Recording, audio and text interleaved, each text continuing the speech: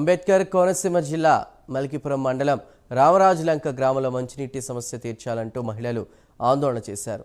పంచాయతీ కార్యాలయాన్ని ముట్టడించి సర్పంచ్ కార్యదర్శి ఆఫీసులకు తాళాలు వేసి నిరసన తెలిపారు.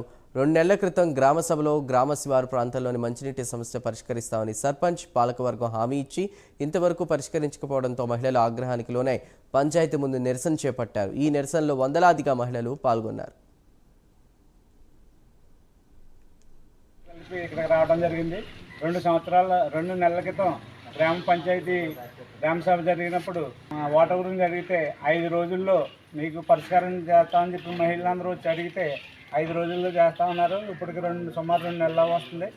ఈ రోజుకి కూడా ఈ సమస్యని పరిష్కరించడం జరగలేదు. పంచాయతీలో ఫండ్స్ ఉన్నాయి కానీ రూపాయి ఖర్చు పెట్టి మంచినీళ్ళ సౌకర్యం గురించి ఈ రోజు వరకు కూడా చేయలేదు.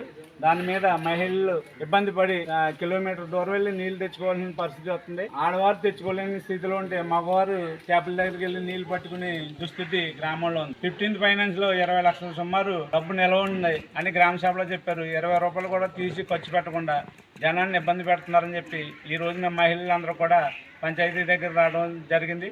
వారికి సహకారంగా మేము రావడం జరిగింది.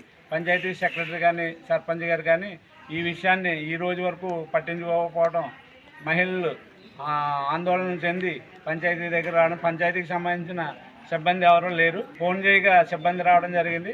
ఈ మహిళలు నిరసన తెలియజేసి పంచాయతీకి తాళం వేయడం జరిగిందని ఈ విషయాన్ని మీడియా ముఖంగా నాయకులకు అందరికీ తెలియజేస్తారని తెలుసుకుంటూ సెలవు తీసుకుంటాం.